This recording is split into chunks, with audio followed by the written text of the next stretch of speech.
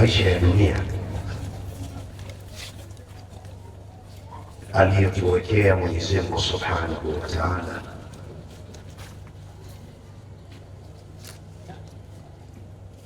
yana mtihani,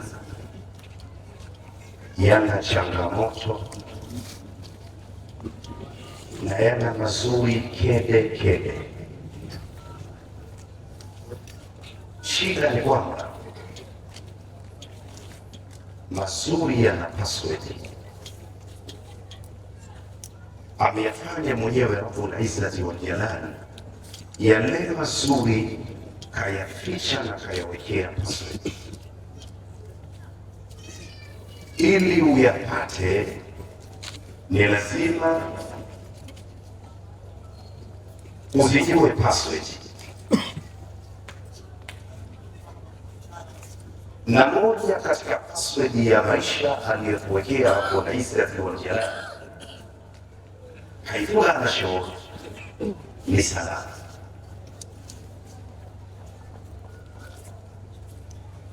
Wenyewe tuliowekewa salamu hii ya Kiislamu hatujajua kwamba hii ni password katika maisha.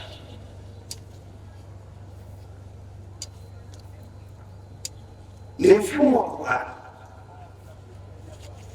Haijawahi Qur'ani kuhimiza jambo lisilo na uzito katika maisha ya mwanadamu, na hii ni kwa sababu kile kitabu chenyewe ni kitabu kizito sana, kitabu cha aina yake. Mara nyingi tumekuwa tukisema, ukiona kitu kimetajwa ndani ya Qur'ani basi kipe uzito wake kwa namna yoyote, kwa maana ya kwamba kimesimuliwa, kimeamrishwa, kimekatazwa. Ukimdharau Mungu kwa umbile lake na hali yake, itakuwa hujaelewa kwa nini Mungu amtaje kwenye kitabu kilichoitwa kitukufu kiumbe anaitwa Mungu. Watu wanatajirika kwa sababu ya Mungu, watu wanakufa chanzo Mungu, watu wanachukua ma-PhD kwa ajili ya kumsoma Mungu na vituko vyake, na ndio maana Mungu akamchukua Mungu akamtia kwenye Qur'ani. Alitosha akataja katika kitabu cha Abu Nawas maarufu Abu Nawas. Allah alipotuamrisha tusalimiane kwa salamu hii, alifanya kuwa ni moja katika password za maisha. Assalamu alaikum wa rahmatullahi wa barakatuh. Hii ni salamu, hii ni kuamkiana, hii ni dua, na hapa ndipo pa kuanzia kuwa salamu ni dua. Ukiyachukua kwa ufupi tu yale maana yaliyobebwa kwenye salamu, isitoshe ikawa ujumbe wenyewe kakuamrisha Allah tumieni hii, akaja akafundisha Bwana Mtume Muhammad sallallahu alaihi wasallam, hebu tusalimieni, tusalimianeni kwa kutumia hii. Si kama haitoshi, akaichukua akaitia mpaka kwenye sala. Jambo hili linatakiwa tutafakari sana. Kwa nini iwemo kwenye sala? Amani ya Mwenyezi Mungu, rehema zake na mapenzi yake yawe juu yenu na baraka tele. Watu wanapoombeana kwa neno hili kila wanapokutana, kwa lugha za leo, hata vyuma havitakaza. Umetoka kupigwa asubuhi, baada ya dakika 5 mtu anakuja kufanyia zinguo, assalamu alaikum wa rahmatullahi wa barakatuh. Ni zinguo. Chuma ulichotandikwa jana kwa manyema kitarejea. Assalamu alaikum wa rahmatullahi wa barakatuh. Amani ya Mwenyezi Mungu iwamiminikieni, huruma wake, mapenzi yake na baraka zake tele ziwe kwenu. Wakati huo unasitisha kuchati. Kama ulikuwa unacheza drafti, unasitisha nawe unairejesha kule. Mmesalimiana, mumeambiana, lakini pia mkaombeana dua. Laiti Waislamu wangekuwa wanaichukulia kwa uzito wake hii, kutwa moja Muislamu ataombewa dua mara ngapi? Alafu dua zote kila unaokutana nao ni wachafu watupu, wadudu watupu. Hata kipenzi cha Mungu hakuna ambaye dua hii akikutwanga nayo itaenda kufanya kazi. Iwe hakuna nakutana na watu waovyo watupu. Assalamu alaikum wa rahmatullahi wa barakatuh. Fanya kwa mchache basi, nitasalimiwa mara 20.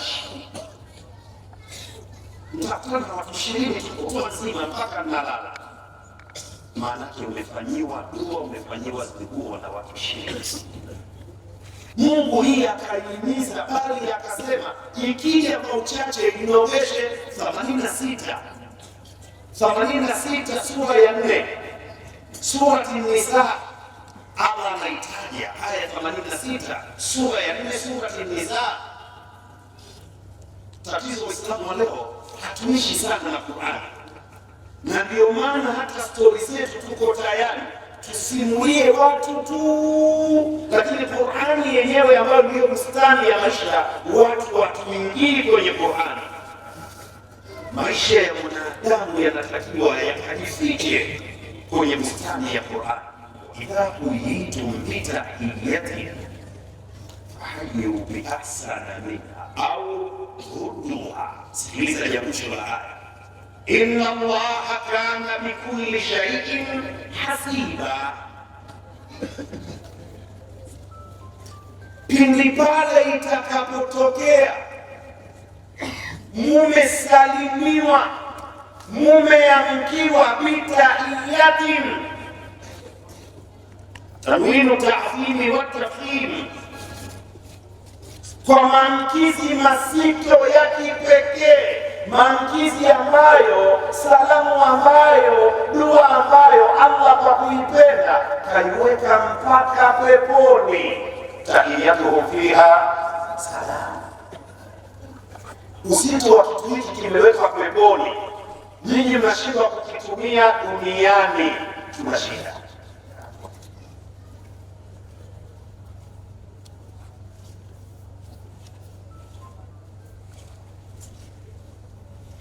Ndugu zangu katika imani, tunapolalamika vyuma vimekaza, tusikimbilie kuwa vyuma vimekaza. Tuanze kujiuliza wenyewe, mkao tuliokaa ndiwo? Mwenyezi Mungu Subhanahu wa Ta'ala.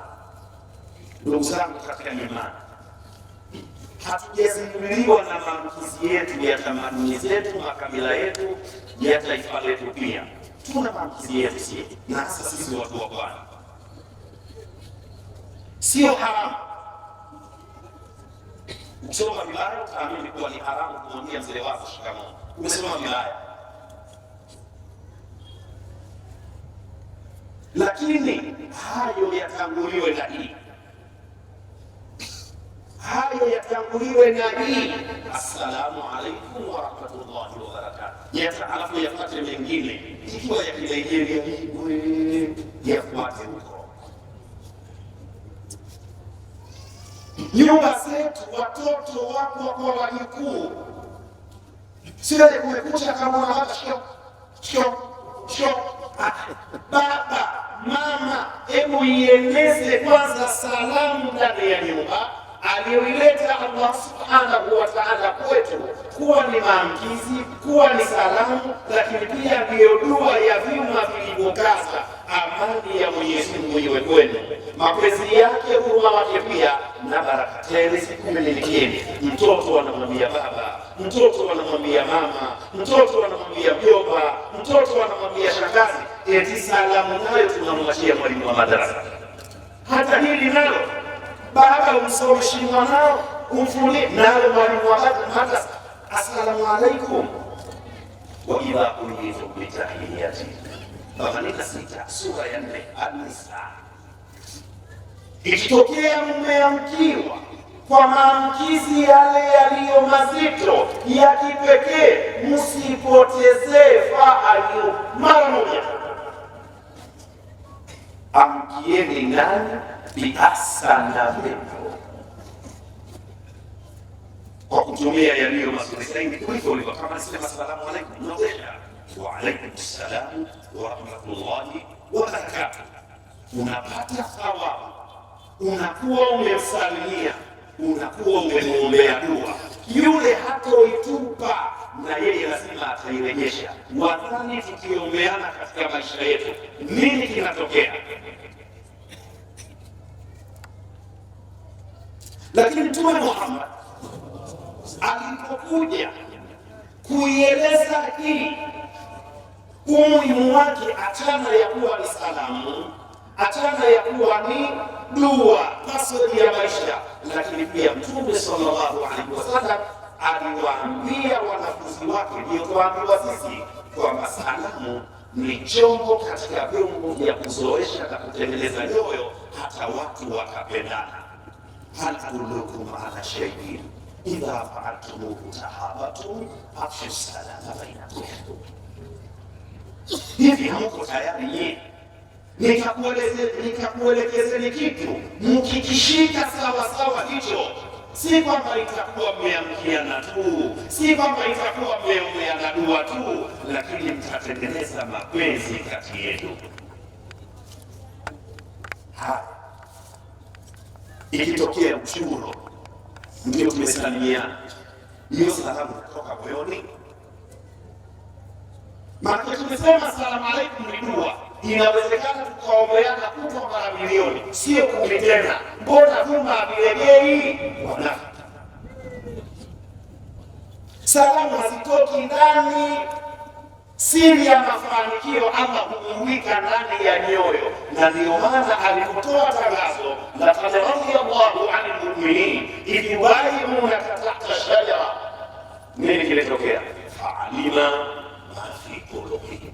Masahaba walitangaziwa kuwa wameridhiwa na Allah kwa sababu Allah aliwapiga x-ray nyoyo zao, akaona wanachokisema ndicho walicho nacho.